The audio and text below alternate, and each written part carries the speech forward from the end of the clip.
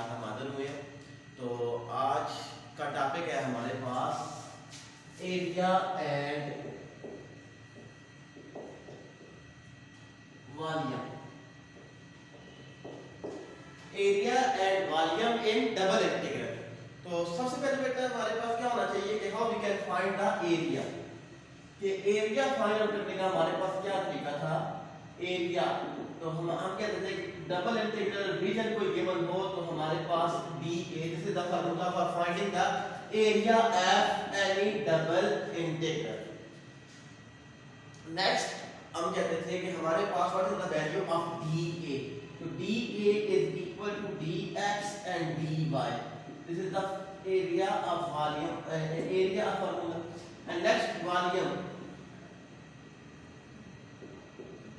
Volume of a triple volume of a double integral is कोई reason हमारे पास given हो तो हम डी वी कहते थे।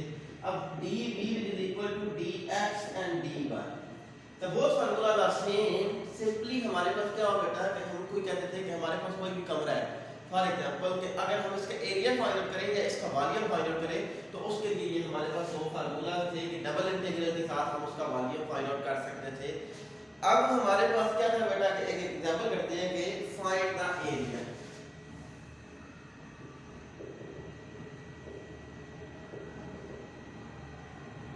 Find the area bounded by parabola.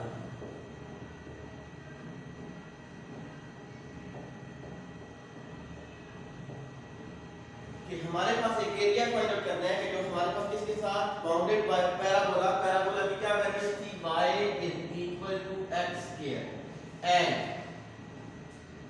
Straight line.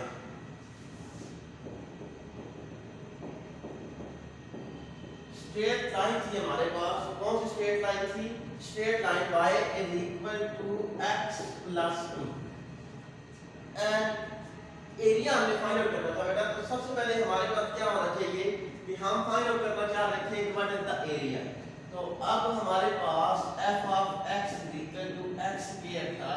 तो f ऑफ 0 पर वैल्यू क्या देगा, 0 स्क्वायर। f ऑफ 1 पर वैल्यू क्या देगा, 1 स्क्वायर। f ऑफ -1 पर तो which is equal to -1 square which is equal to 1। तो जब हम इसका ग्राफ ड्रा करते थे कि हमारे पास किस चीज के साथ हमने इसका एरिया फाइंड आउट करना था तो एक्सिस हमारे पास किधर से स्टार्ट होती थी, these are the axes। अब 1 1 -1 -1 2 2 -2 -2। तो फंक्शन 0 पर हमारे पास क्या वैल्यू दे रहा था, 0 दे रहा था। फंक्शन 1 पर वैल्यू क्या दे रहा था, 1 दे रहा था। फंक्शन -1 पर क्या वैल्यू दे रहा था, -1 दे रहा था। जब हम इसको कोइंसाइड करते हैं तो ये हमारे पास क्या बन जाता है, एक ग्राफ बन गया था किसका, पैराबोला। ये हमारे पास क्या था बेटा, एक हमारे पास पैराबोला आ गया था। अब नेक्स्ट हमारे पास जो दूसरा रीजन था, दूसरा हमारे पास कौन सा फंक्शन था, f of x is equal to x plus 2।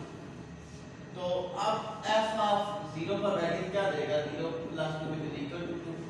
तो हमारे पास 0 पर जब हमारे पास x 0 था तो y क्या वैल्यू दे रहा था, ये वैल्यू दे रहा था, ये मैंने डॉट लगाया। उसके बाद हमारे पास f of 1 पर तो 1 plus 2 which is equal to 3 और f of -1 which is equal to -1 plus 2 which is equal to 1 हमारे पास आ गया था। तो हमारे पास f of -1 पर क्या वैल्यू दे रहा था, ये हमारे पास वैल्यू दे रहा था। और हमारे पास किस पर,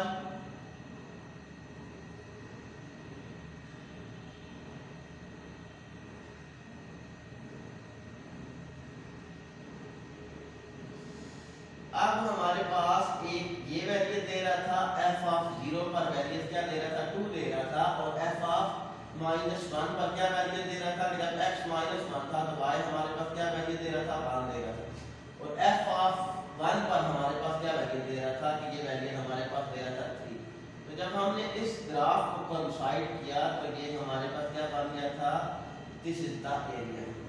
ये हमारे पास एक रीजन बन गया था। इस रीजन का हमने क्या फाइंड करना था, एरिया फाइंड आउट करना था। अब ये वाला पॉइंट कौन सा था?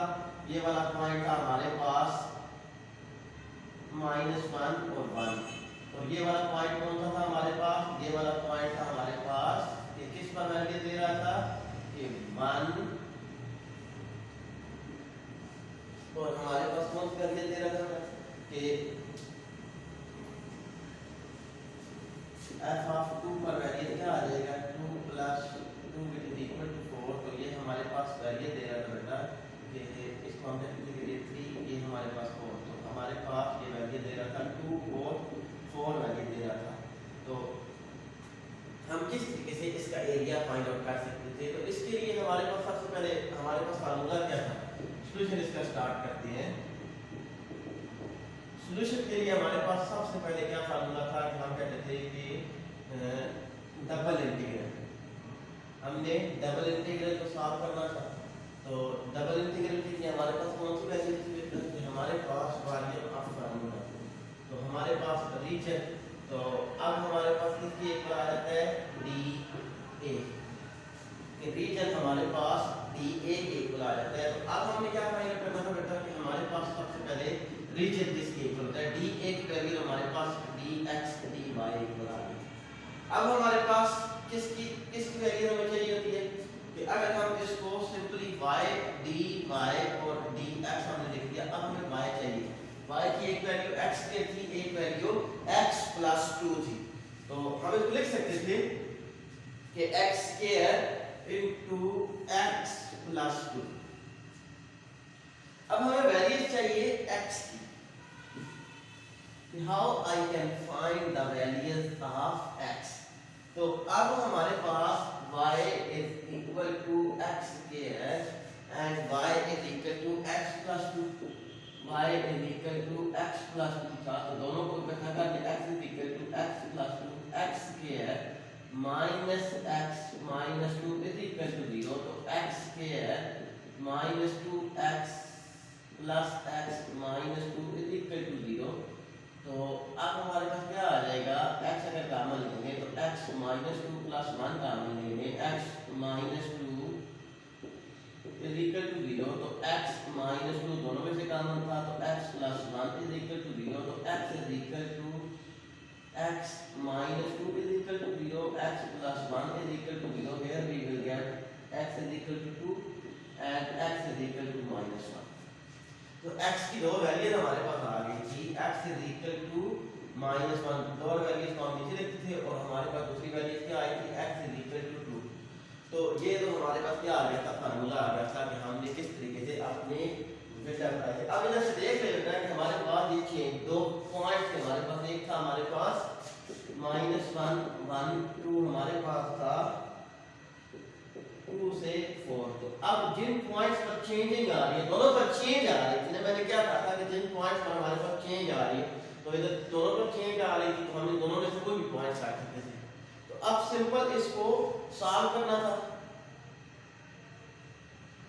सिंपल हमने इसको सॉल्व करना था। तो अब हमारे पास क्या आ जाएगा कि -1 से 2, और इसको हमने क्या करना था विद रिस्पेक्ट टू 1, इसको इंटीग्रेट कर दें dy के साथ, तो हमारे पास क्या आ जाएगा? y आ जाएगा x² * x + 2, और हमारे पास जो दूसरी रिमेनिंग वैल्यू थी वो हमारे पास कौन सी थी? dx आ गई थी। तो अब नेक्स्ट हमने क्या करना था बेटा कि अपर लिमिट -1 से 2, और अपर लिमिट हमारे पास किसकी इक्वल आ जाएगी? x + 2 -x के अपर लिमिट माइनस लोअर लिमिट, और dx हमारे पास आ गया था। इसको इंटीग्रेट करना था सिंपल, तो इंटीग्रेट करने के लिए हम क्या कर सकते थे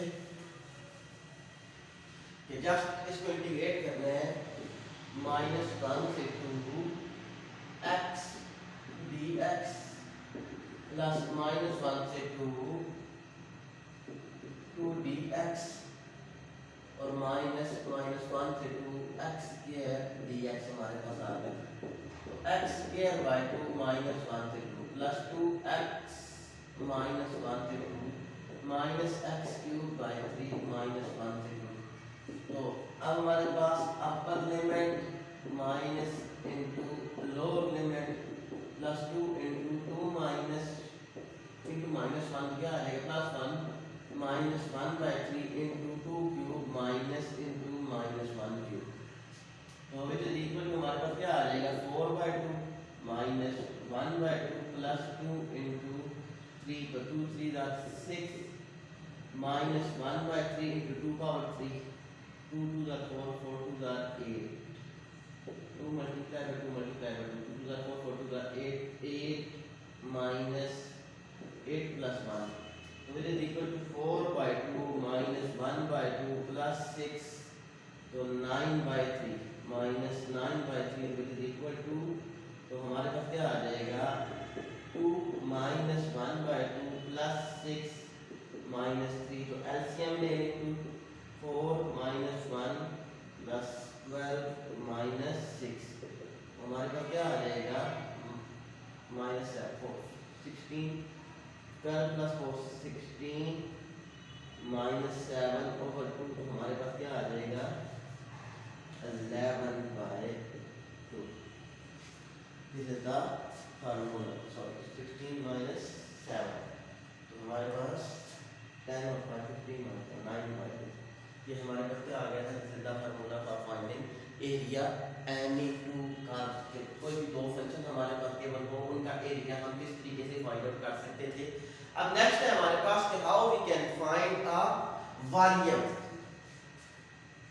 कि हम वॉल्यूम किस तरीके से फाइंड आउट कर सकते थे कि हमारे पास कोई भी फार्मूला केवल हो उसके लिए वॉल्यूम फाइंड आउट करने के लिए तो हम उसका वॉल्यूम किस तरीके से फाइंड आउट कर सकते थे।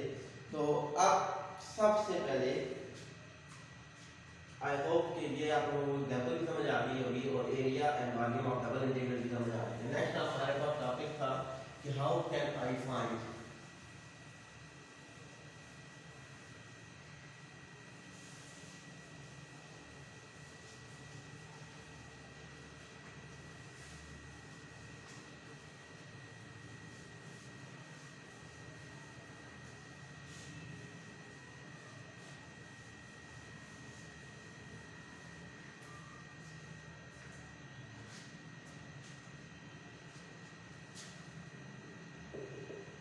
Find the volume. हमने वॉल्यूम फाइंड आउट करना है। किसका वॉल्यूम फाइंड आउट करना है कि volume of a solid in first octant bounded by coordinate. Find the volume of solid. Solid का वॉल्यूम हमने फाइंड आउट करना था in the first octant bounded by the coordinate. In the first octant bounded by the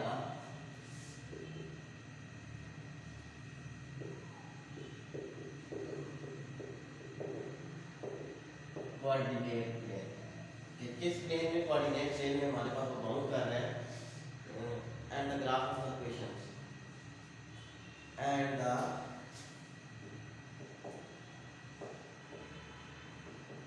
graph of हमारे पास graphs कौन कौन से केवल थे z equal to x square plus y z equal to x square plus y square plus 1 and हमारे पास दूसरा ग्राफ कौन सा केवल था and 2x plus y equal to 2x plus y equal to 2। तो बेसिकली मैंने आप लोगों को बताया था कि हमारे पास वॉल्यूम का क्या फार्मूला होता है कि कोई भी रीजन गिवन होता है z f of x y f of x y into dv। कि जब हम वॉल्यूम की बात करते थे तो वॉल्यूम क्या होता था रीजन हमने फाइंड आउट करना था कि z इज इक्वल टू ये किसके इक्वल है z is equal to f of x y। तो f of x y का फंक्शन क्या होता था dx dy के साथ हम उसको सॉल्व करते थे।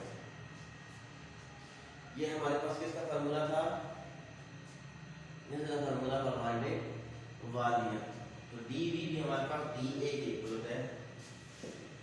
इसको dv लिखें या dA लिखें हमारे पास टर्म्स क्या हो जाएंगी सेम ही टर्म हमारे पास आ जाएंगे। तो अब हमारे पास इसका सॉल्यूशन स्टार्ट करते हैं। एक डबल इंटीग्रल था हमारे पास d तो z हमारे पास कौन सा फंक्शन था x square plus y square plus 1 into dy dx हमारे पास आ गया। तो अब नेक्स्ट हमने क्या क्या चीज फाइंड आउट करनी थी इस इक्वेशन से हमने अपना जो रीजन था उनकी पॉइंट्स फाइंड करने थे कि ये हमारे पास कौन कौन से पॉइंट दिए हैं।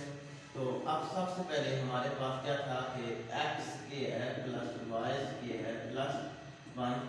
तो इधर से हमारे पास y की वैल्यू क्या आ जाएगी इस इक्वेशन से 2x plus y is equal to 2। तो y is equal to 2 minus 2x। अब y स्टार्ट कहाँ से होता है, हमेशा याद रखिएगा कि y और x हमारे पास स्टार्ट होते हैं 0 से। 0 से 2 माइनस 2x हमारे पास आ गया। अब हम क्या कहते थे कि जब हमारे पास x एक्सिस की बात करते थे तो y उसमें 0 होता था। तो x is equal to 2/2 is equal to 1। तो हमारे पास वेरिएंस की लेंथ स्टार्ट हो रही थी कि हमारे पास x एक्सिस कहाँ से कहाँ तक 0 से 1 तक हमारे पास आ गया था। तो अब हमने इसको सॉल्व करना था dy dx। ये हमारे पास फंक्शन था x square plus y square plus 1 into integration था 0 से 2 माइनस 2x और dy और dx हमारे पास रिमेनिंग टर्म थे। तो अब इसको इंटीग्रेट करते हैं। आओ आई विल इंटीग्रेट। तो जब हम इसको इंटीग्रेट करेंगे तो हमारे पास क्या आ जाएगा 0 से 1। तो अब हमारे पास क्या था बेटा कि हमारे पास विद रिस्पेक्ट टू y इसको इंटीग्रेट कर रहे थे x स्क्वायर इनटू y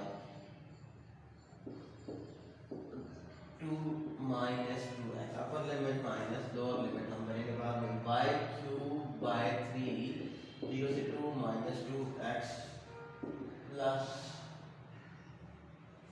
1 का integration with respect to y हमारे पास क्या आ जाएगा y आ जाएगा। तो हमारे पास टर्म क्या थी 0 से 2 minus 2x with respect to dx हमारे पास टर्म आ गई। तो अब 0 से 1 तो अब upper limit x square into 2 minus 2x minus 0 plus 1/3 into 2 minus 2x power 3 minus 0 power 3 plus 2 minus 2x minus 0 into dx हमारे पास आ गया। तो अब हम इसको लिख सकते थे कि ये 0 से 1 तो 2x square minus 2x cube plus 1/3 into a cube a minus b whole cube is equal to a minus b। तो इसका फार्मूला हम खोलेंगे तो जो भी हमारे पास टर्म आ जाएगी कि a minus b whole cube is equal to 2 minus 2x power 3 plus 2 minus 2x with respect to dx। अब इसका फार्मूला खोलेंगे विद रिस्पेक्ट टू x सारी में हमने कन्वर्ट कर दिया था इसको dx के साथ हमने क्या करना है तो सॉल्व करना है। dx के साथ जब हम सॉल्व करेंगे तो हमारे पास ये किसके इक्वल आ जाएगा कि ये हमारे पास x के इक्वल x का फार्मूला बन गया था कि 2x क्यूब था। तो इसको with respect to x integrate करेंगे अपर लिमिट लोअर लिमिट इसको with respect to x integrate करेंगे तो अब हमारे पास क्या आ जाएगा अपर लिमिट और लोअर लिमिट इन जो भी हमारे पास टर्म्स आएगी सारी की सारी को सिंपलीफाई करने के बाद हम क्या करते हैं इसको सॉल्व करते हैं। तो now this is the formula for finding the volume. दो चीज़ें हमने की थी एरिया एंड वॉल्यूम। उससे रिलेटेड एक्सरसाइज में जितने भी क्वेश्चन हैं वो आप लोगों ने खुद सॉल्व करने हैं। 8-9 क्वेश्चन हैं जितने भी क्वेश्चन हैं एक्सरसाइज में उससे रिलेटेड एग्जांपल जितनी भी हैं वो आप लोगों ने खुद सॉल्व करनी है। How we can find the volume of a solid and इसमें कुछ चीज़ें थी find the volume of solid and first object. तो जब हम 3 डायमेंशन की बात करते थे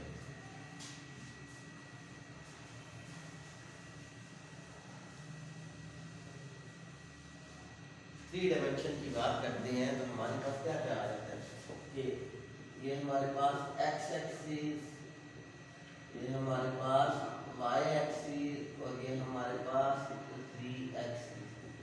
तो जब स्टार्ट करते थे हमारे पास क्या आ जाता है कि हमारे पास ये फर्स्ट ऑक्टेंट था, फर्स्ट ऑक्टेंट, ये हमारे पास सेकंड ऑक्टेंट और ये हमारे पास थर्ड ऑक्टेंट। इनको हम कह सकते हैं कि ये हमारे पास फर्स्ट सेकंड और थर्ड ऑक्टेंट। जो x y प्लेन होता है उसको हम फर्स्ट ऑक्टेंट कहते थे, जो y z प्लेन होता है उसको सेकंड ऑक्टेंट और z एक्सिस को हम क्या कहते थे थर्ड ऑक्टेंट हम उसको बोलते थे। ऐसे क्वेश्चन के लिया करो तो